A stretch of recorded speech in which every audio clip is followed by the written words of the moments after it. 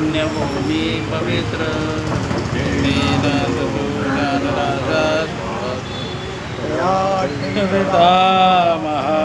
महापुण्यराशी नमस्कार माझा श्री सद्गुरु ज्ञानेश्वर श्री पुंडलिका श्री ज्ञानदेव पंढरीनाथ भगवान श्री ज्ञानेश्वर महाराज जगद्गुरु श्री संत तुकाराम महाराज सब संतन की जय। अपने अपने माता पिता की जय।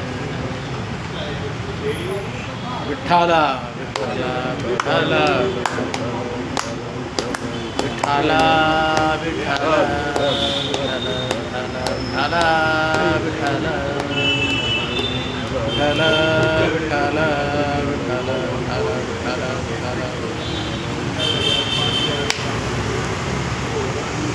कृपाळू उदार माझा ज्ञानेश्वर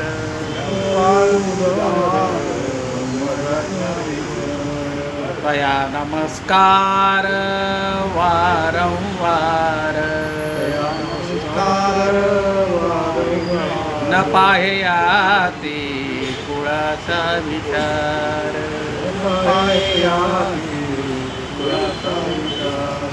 भक्त करुणाकर ज्ञानाबाई भलतिया भावे शरण जाता भेटी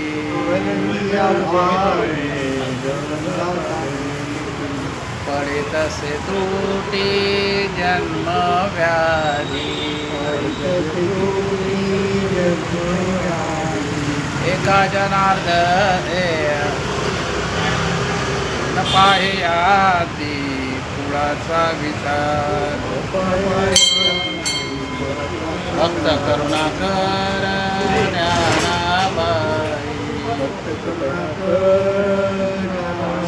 ज्ञानाबाई माझी अनाथाची माय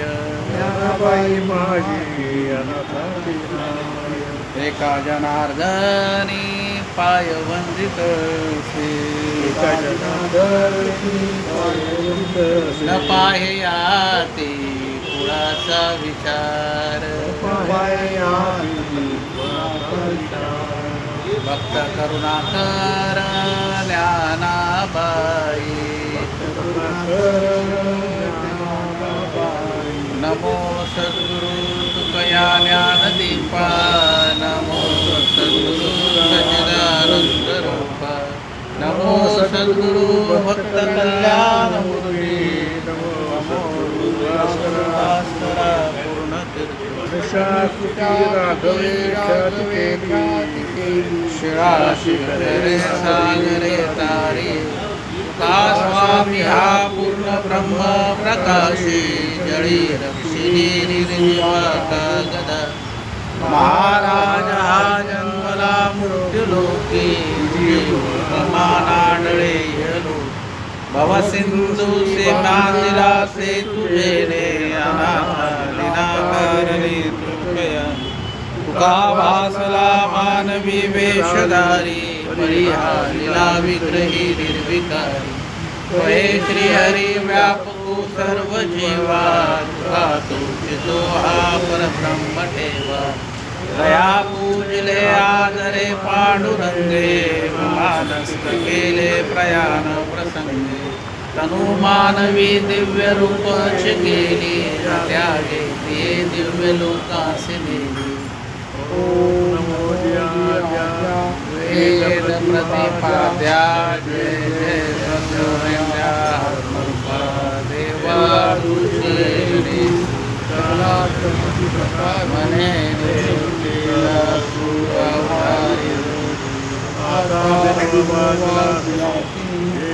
चातुर्यार्थ कला कामिनी श्री शारदा पुष्पमोहिनी नमस्कार लेमिया सद्गुरु जेने तारिलो हा संसार गुरु विशेषात्यानुरू विवेकावली वैसे डोळ्याच्या भेटे ते वेळी दृष्टीचे फाटा फुटे मग वास पाहिजे तेच प्रगटे महानिधी विमलते मूर्ते अजिलते सरते निघावे तुमते विनवतु असे ज्ञानदेव बाळ माझा सांगे गीता बलवंता होईन मी ते मराठी मी त्याची माता.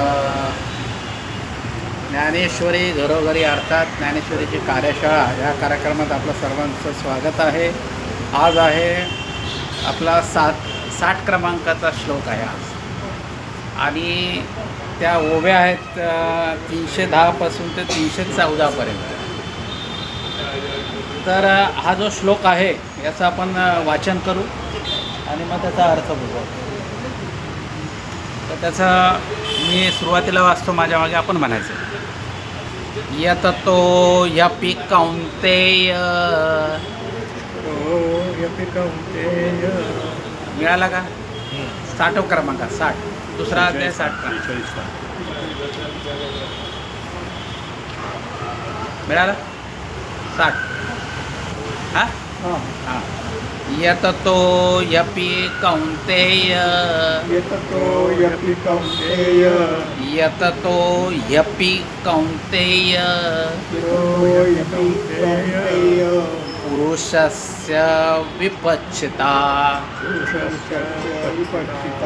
पुरुषस्य विपच्छिताः पुरुषस्य विपच्छिता. परत एकदा सगळं बघा.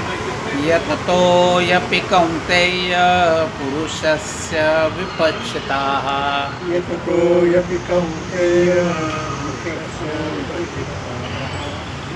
इंद्रियाणि प्रमाथीनि इंद्रियाणि प्रमाथीनि इंद्रियाणि प्रमाथीनि इंद्रियाणि प्रमाथीनि इंद्रियाणि प्रमाथीनि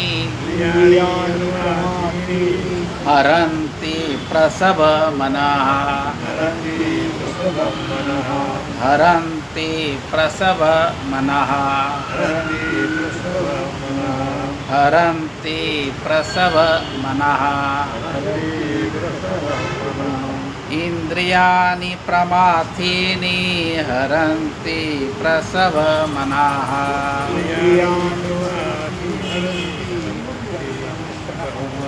परत एकदा वास्तू सर्व आणि मग मनामध्ये. यततो यपि कौंतेय पुरुषस्य विपच्छिताः इंद्रियाणि प्रमाथीनि हरन्ति प्रसभ मनः. यततो यपि कौंतेय इंद्रियाणि प्रमाथीनि हरन्ति प्रसभ मनः. आता हा जो 60 क्रमांकाचा श्लोक आहे याच्यामध्ये भगवंत अर्जुनाला असं सांगतायत की इंद्रियाचं बळ किती आहे, इंद्रिय काय करू शकतात ते अर्जुनाला सांगतात. त्याच्याबद्दल ना 2 शब्द भगवंताने वापरलेले आहेत. एक आहे प्रमाथिनी आणि दुसरा शब्द आहे प्रसव. आता प्रमाथिनी म्हणजे काय? अशांत. ते इंद्रिय मनाला अशांत करतात, मनाला बेचैन करतात. बघा, मन जर का अस्थिर असेल तर तुम्ही कुठलाच निर्णय नाही घेऊ शकत. मन एकदा तुमचं बिघडलं की सर्व जीवन आपलं बिघडतं. म्हणून ते इंद्रिय काय करतात? मनावरच आघात करतात. म्हणजे प्रमाथिनीमध्ये त्याला अशांत करतात. शांत असलेलं मन काय करतात? हां, त्याला अशांत करतात. मग एकदा अशांत झाला का मग त्याला राग येतो. राग आला का त्याच्यातून क्रोध होतो. क्रोध आला त्याच्यात काहीच निष्पन्न होत नाही. माणूस भ्रमिष्ट होऊन जातो. आणि पुढे म्हणतात की प्रसव. प्रसव म्हणजे त्याला आपण बळजबरी म्हणतो. बघा, एखाद्याला आपण बळजबरी करतो. बघा, तुकाराम महाराजांचा का अभ्यास असेल, त्यांनी एका ठिकाणी असं म्हटलं आहे, आग्रहा नावे पाप. कोणाला आग्रह करायचा ते पण पाप आहे. चांगलं काय चांगली गोष्टी आग्रह करा किंवा वाईट करा, आग्रह नाही, त्याच्या मनात नाही ना, मग विषय सोडून द्या. आग्रहा नावे पाप. मी मी ते गाथ्यात जेव्हा मी हे वाक्य वाचलं ना तर मी म्हटलं काय काय महात्मा असेल, काय विचार असेल. तेव्हापासून मी कोणाला आग्रह करायला सोडून दिलं. आग्रह नाही करा, त्याला विनंती करायची पण आग्रह नाही करायचा. ते काय करतं, इंद्रिय मनाला काय करतं, बळजबरी करतं. आणि भगवंत असं म्हणतात की पृष्यस्य विपच्चिता, म्हणजे काय, बुद्धिमान मनुष्य. आपल्यासारख्याचं नाही, आपलं सोडून द्या. हे बुद्धिमान माणसाला काय करतात, हैराण करतात इंद्रिय. आणि तो कसा असतो, तो काय करतो, भगवंत म्हणतात की यततो ह्यपि कौंतेय, तो त्याचा नेहमी अभ्यास असतो. तो इंद्रियांना नेहमी बजावत असतो, वाईट मार्गाला तुम्ही जाऊ नका. अशा महात्म्याला हे इंद्रिय काय करतात, नादी लावतात. तुमचं आमचं जाऊ द्या, हे महात्म्याचं वर्णन आहे. तर हरंती प्रसभ मना, ते काय करतात, मनावर बळजबरी राज्य करतात. आता मनाचा स्वभाव आहे, विषय दिसले की तिथे म्हणजे माणूस जातोच हमखास. आता पाणी आहे, पाण्याचा स्वभाव काय आहे, वरून खाली पडायचं आहे. खालून वरती जातं का पाणी, हां जातं ना. हां पंपाने जातं. हां बळबळ काय ते पॉवरने वगैरे लावून त्याला इलेक्ट्रिसिटी लावून, तसं आपल्याला इलेक्ट्रिसिटी लावायची. कोणाला, मनाला. मनाला आपण चांगलं वळण लावायचं, आपल्या हातात आहे. त्याचा स्वभाव काय आहे, वाईटाकडे जाणे, खाली जाणं, पतन. पण त्या मनाला एकदा का चांगलं आपण वळण लावलं तर ते मन मग खाली नाही जाणार, आहे की नाही. तर इथे भगवंत काय म्हणतात की अर्जुना, निश्चितपणे प्रयत्न करणारे बुद्धिमान मनुष्याला ते इंद्रिय काय करतात, त्यांच्या मनाला त्रास देतात, अशांत करतात. आणि इच्छा नसताना सुद्धा ते तिकडे ओढले जातात. बघा, ज्ञानोबरायाने ना म्हणजे अर्जुनाच्या तोंडातून एक वाक्य टाकलेलं आहे. शेवटी तुम्हाला बघा, शेवटी आहे, शेवटी की हे ते देवाला असं म्हणतो, हे देवा हे ऐसे कैसे, ज्ञानियाची मती भ्रष्टे.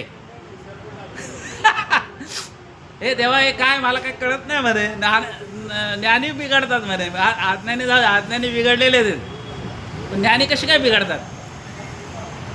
मग त्याचं भगवंत त्याला उत्तर देतात. ते पुढे आपण बघू, मजेशीर उत्तर आहे त्याचं. मग आता इथे काय आहे, ज्ञानी लोकांच्या मनामध्ये जो मन आहे ते इंद्रिय काय करतात, आघात करतात.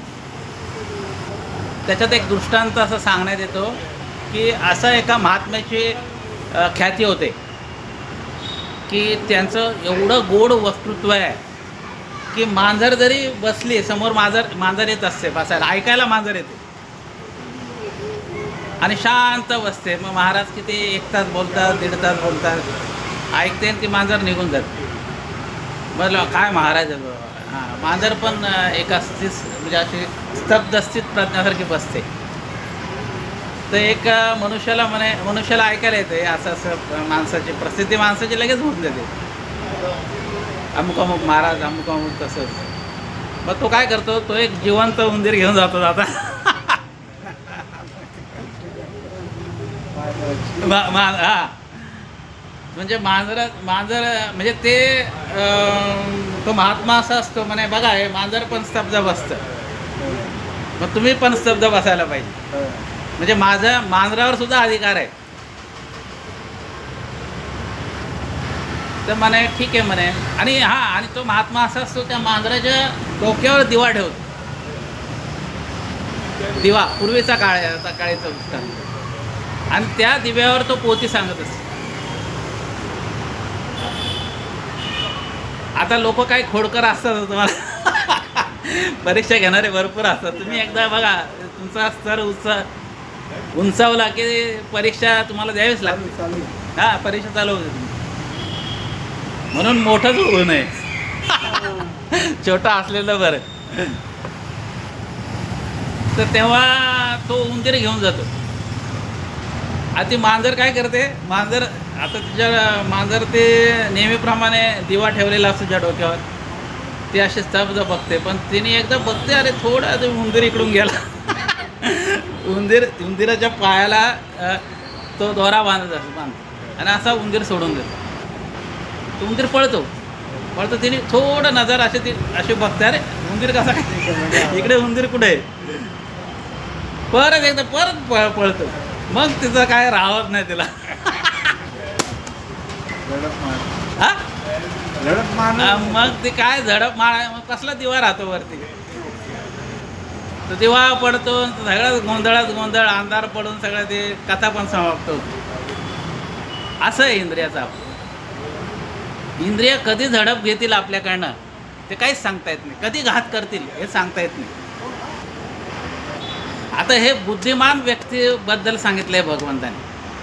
जर का बुद्धिमान व्यक्तीची एवढी हालत होईल तर आपल्यासारख्यांचं काय होणार.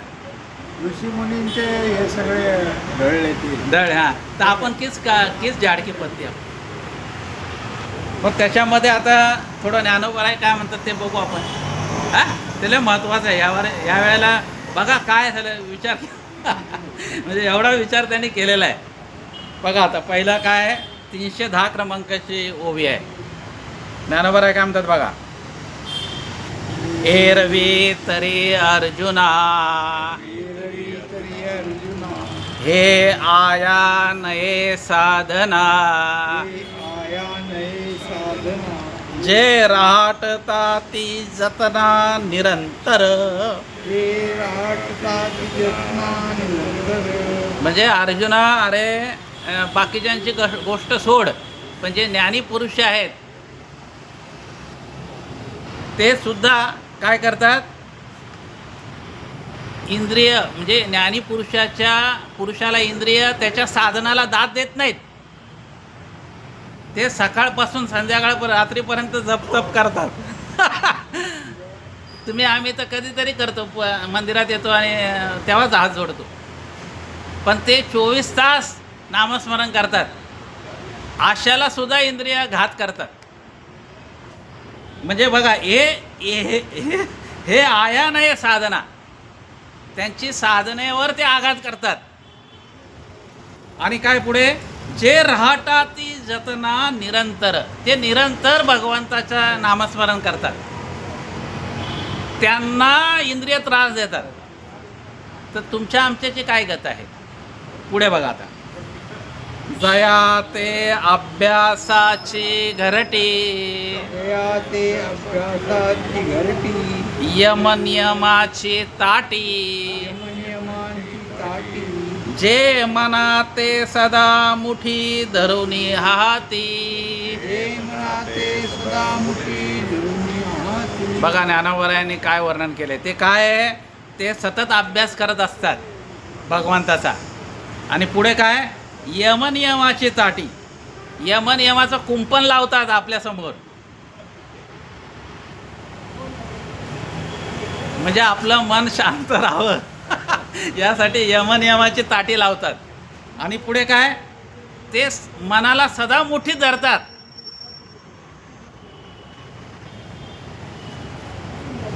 जे बुद्धिवान माणसं काय करतात, मनाला मुठीमध्ये धरतात.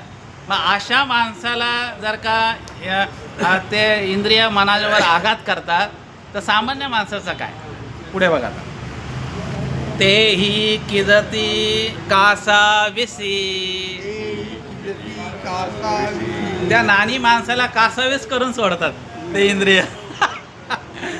पुढे बघा, या इंद्रियाची प्रौढी ऐसी, या इंद्रियांची प्रौढी ऐसी. असे ते बलवान इंद्रिय आहेत. पुढे आता याच्यामध्ये उदाहरण देतात ज्ञानोबा, एकदम मजेशीर उदाहरण आहे बघा.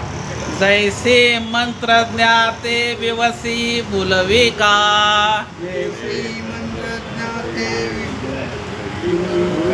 मंत्रज्ञ म्हणजे कोण माहिती आहे का, भगत, जो मांत्रिक. तो काय करतो, त्या हाडळीवर प्रयोग करतो, परंतु कधी ती हाडळीच त्याच्यावर प्रयोग करते. हा उलट होतं. म्हणजे हे जे मुनी लोक आहेत ना, ज्ञानवान, हे मनाला मुठीत धरतात, परंतु मनच उलट परत त्यांच्यावर फिरतं. असे ते इंद्रिय बलवान आहेत. बघा काय विचार आहे. मांत्रिकाची सुद्धा काय करतात, ते मांत्रिकाला पण भ्रष्ट करतात ती हाडळ. तसं आहे हे.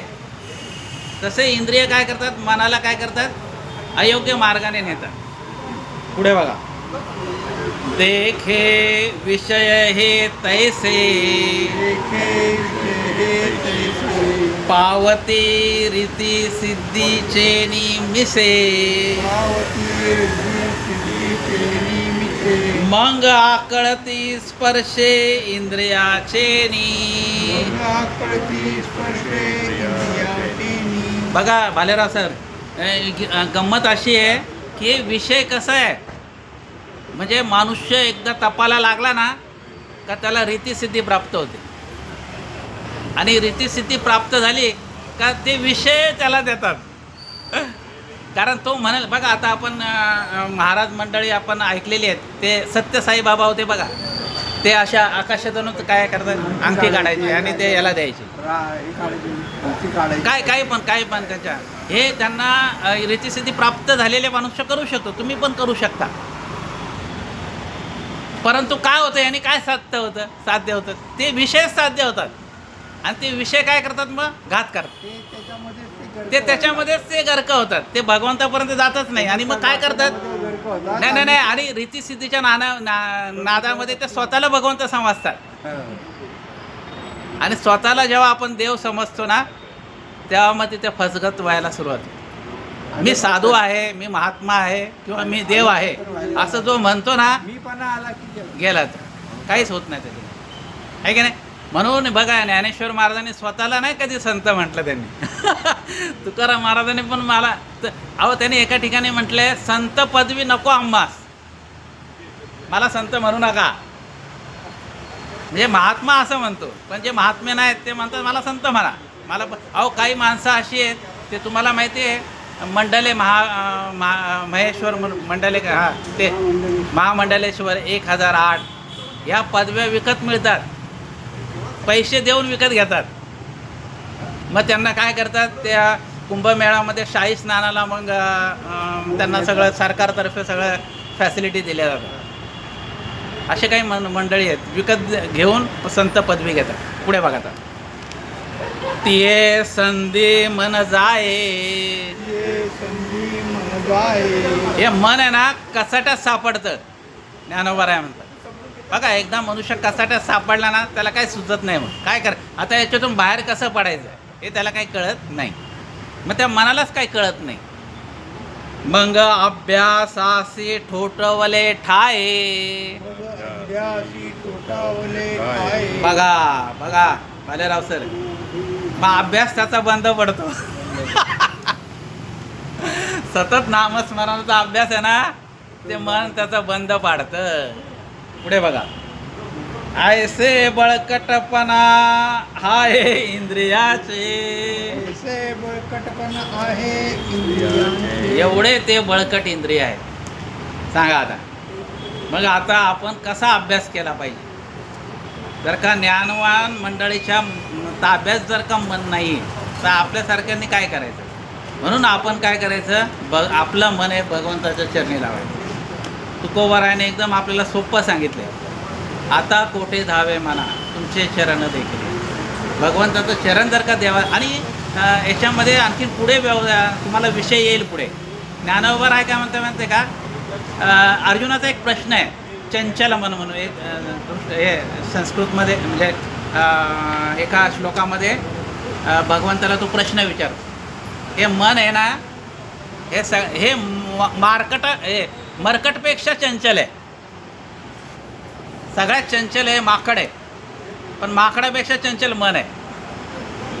तर तेव्हा अर्जुन भगवंताला प्रश्न करतो की हे मन एवढं चंचल आहे, हे कसं काय ताब्यात ठेवायचं. आणि तू म्हणतो ताब्यात ठेव. मग त्याच्यावर मग भगवंतानी उपाय सांगितलेला आहे कसं कसं ताब्यात ठेवायचा आपलं. तर तो विचार पुढे येणार आहे. आता याच्यामध्ये तुकोबरायचं काय म्हणणं आहे तेवढं बघू आणि आपण समाप्त करू. मग आता ज्ञानेश्वरींच्या ओव्या आपण बघितलेल्या आहेत. बघा याच्यामध्ये हे आया नये साधना पावती रिद्धिसिद्धीची मिशे ते संधी मन जाय, ह्या ज्या ओव्या आहेत ह्या खरोखर अभ्यासपूर्ण ओव्या आहेत. याच्यावर तुम्ही 2-2 तास जरी चिंतन केलं तरी कमीच आहे. आपण फक्त वर आपण बघतो त्याचा हे करा. फक्त ह्या ज्या ओव्या ज्या आहेत त्या सतत जर वाचल्या आपण तर आपल्याला नवीन नवीन अर्थ त्याच्यामध्ये निघू शकतो. आता तुकोबराय काय म्हणतात बघा. तुकोबराय जेव्हा सुरुवातीला अभ्यासाला लागले परमार्थाला तेव्हा ते भगवंताला असे म्हटले होते एका ठिकाणी, मन स्थिर नाही माझी हाती. माझं मन स्थिर नाही आहे आणि ते माझ्या हातात नाही आहे. इंद्रिये धावता नावरती, इंद्रिय काय आवरत नाहीत माझी. सकळ खुंटले या युक्ती शांती निवृत्ती जवळ नाही. त्याच्यामुळं काय माझ्याकडे शांती नाही निवृत्ती नाही. तर असं भगवंताला ते, पण त्यांच्या नंतर अभ्यासानेच त्यांना सगळं कळालेलं आहे की इंद्रिय कसे आवरायचे. आणि पुढे ते असं म्हणतात की करी इंद्रियाची सेवा पाहे आवडीचा हेवा. आपण जर का इंद्रियाची सेवा करू लागलो तर ते कधी आपल्याला ताब्यात ठेवणार सांगा. म्हणजे इंधने निमाले अग्नी केवी. किती लाकडं टाकले तर अग्नी हे होईल, शांत होईल, वाढणारच आहे. आणि आपला प्रयत्न असा आहे की आपण इंद्रियाचेच लाड पुरवत असतो.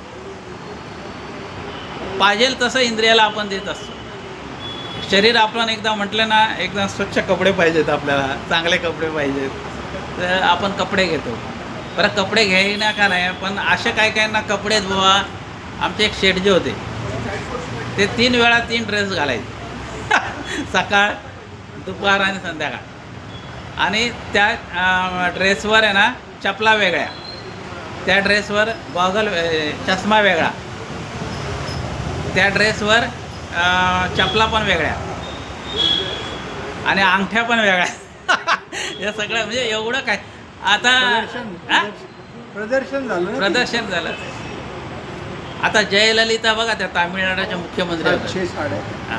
बघा आता त्यांचं जर का त्यांच्या असं म्हणतात की त्यांचे जे चपला होत्या ना, चपला आणि बूट, ते जवळजवळ 10,000 प्रकारच्या चपला त्यांच्या भेटल्या त्या त्यांच्या कपाटामध्ये.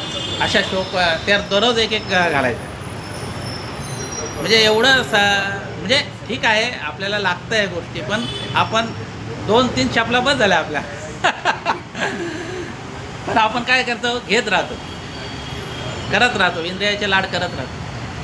आणि मग कधी त्याच्यात आहारी जातो त्या इंद्रियाच्या तेच आपल्याला कळतं. ते म्हणता ना महात्मा गांधीजी म्हणायचे की साधी राहणी आणि उच्च विचारश्रेणी. साध्यामध्ये आपण चांगले विचार प्रगट करू शकतो. पुढे बघा आता, योगाचे ते भाग्य क्षमा आधी दमन इंद्रिय. योगी म्हणजे योग म्हणजे काय, हाच योग आहे. आपण इंद्रियावर दमन केलं पाहिजे. पुढे बघा, सकळ इंद्रिया हे माझी विनंती नका होऊ परती पांडुरंग. तुकोबराय इंद्रियांना विनंती करतात, तुम्ही पांडुरंगाशिवाय दुसरीकडे कुठं जाऊ नका. सर्व इंद्रिय पांडुरंगाच्या चरणी त्यांनी वाहिले. पुढे बघा, पांडुरंग ध्यानी पांडुरंग म्हणी जागृती स्वप्नी पांडुरंग. हा समजा ध्यास घेतला तर मग इंद्रिय काय करणार, इंद्रियसुद्धा भजनच करणार. पण इंद्रियाला आपण तो विषय दाखवत नाही. बघा मनाचा एक विषय आहे, एक ज्ञानोबारायांनीच ज्ञानेश्वरीने सांगितलं आहे. मन असं आहे ना, जिथं नेलं तिथं जातं ते आणि रम्य ठिकाणी थांबतं ते. त्याला रम्य ठिकाण दाखवलं ना मग ते शांत राहतं. तर ज्ञानोबाराय सांगतात रम्य ठिकाण या जगामध्ये एकच आहे, देवाचं भजन. काश्मीर नाही. हा विचार त्यांचा 12व्या वर्षाचा विचार आहे. इंद्रियांना रम्य ठिकाण भगवंताचं नामस्मरणच आहे. पुढे बघा, पडिले वळण इंद्रिय सकळ भाव तो निराळा नाही तुझा.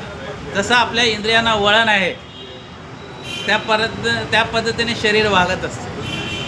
आपण लहानपणापासून चांगलं वळण लावलं. बघा एकाएकी मनुष्य 60व्या वर्षी सुधरेल का हो? नाही सुधारणार. लहानपणापासून त्याचा अभ्यास पाहिजे. कुठलाही असो काही कुठेही ही मात्र एकदम असं नाही. बघा जगामध्ये तुम्हाला असं उदाहरण भेटणार नाही की माणसाने 60व्या वर्षी दारू सोडली. नाही होत ते तसं. कारण त्याने तरुणपणापासून पिलेली आहे. आणि काही वेळेला अशी स्थिती होते की आता डॉक्टरच म्हणतो त्यांना की तुम्ही दारू सोडू नका. आता दारू सोडली तर तुम्ही मारा. औषध म्हणून घेत. हा औषध म्हणून घेत जा. म्हणजे एवढा आहारी मनुष्य जातो असं. पुढे बघा, तपे इंद्रिय आघात शने एका वाताहार. बघा काय वाक्य आहे बघा. तपे इंद्रिय आघात शने एका वाताहार. एका क्षणामध्ये तुमचे वाताहत होऊ शकते किती तप केलं तरी. म्हणून तुम्ही नेहमी काय पाहिजे, जागृत पाहिजे. नेहमी मनावर काय केलं पाहिजे, अंकुश ठेवला पाहिजे. आहे की नाही. या पद्धतीने आपण अभ्यास हळूहळू करू आणि आपणही तो प्रयत्न करू. कुंडलिका वरद श्री ज्ञानदेव तुकाराम पंढरीनाथ भगवान माऊली ज्ञानेश्वर महाराज जगद्गुरु श्री संत तुकाराम महाराज सब संत से अपने माता पिता श्री अनंता मधुसूदना जगव्यापका जनार्दना सकळ देवादि देवा महानंदा महानुभवा चक्रंधरा विश्वंभरा सहस्रपदा सहस्रकरा कमलनयना कमलापती भवतारिका दरिद्राशती अगये सगुणा निर्गुणा वसुदेव देवकी नंदना तुकाला लोटांगणी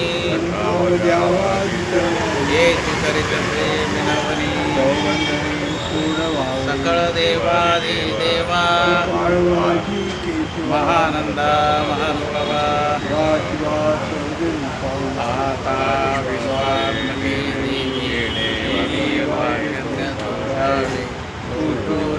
द्यावे पसायदाने जे काळाची तया सत्कर्ता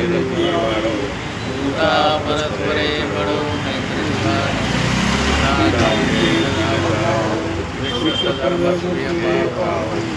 देवांचे लते लावो प्राणिराज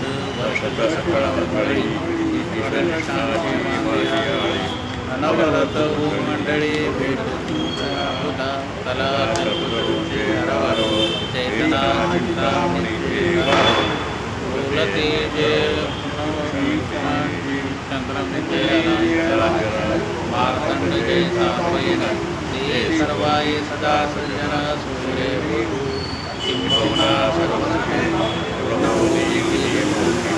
सर्वद्वारी पुढचे खंडित आणि